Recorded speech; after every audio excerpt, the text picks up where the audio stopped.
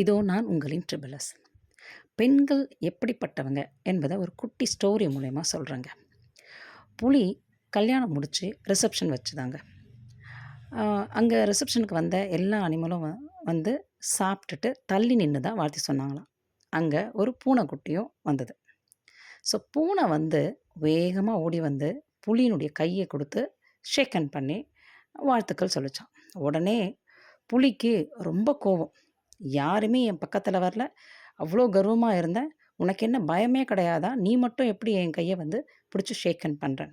உடனே பூனை நல்லா நல்லா சிரிச்சுக்கிட்டு, நான் கூட கல்யாணம் பண்ணுறதுக்கு முன்னாடி புலியாக தாண்டா இருந்தேன் அப்படின்னு சொல்லிச்சான்.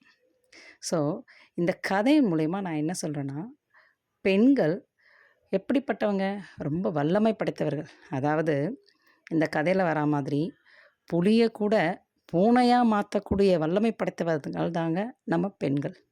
ஸோ எப்போவுமே பெண்கள்னாலே வல்லமை அப்படின்னு தினமும் காலையில் எழுந்து சொல்லி பாருங்கள். அது உங்களுக்கு புத்துணர்ச்சியை தரும்.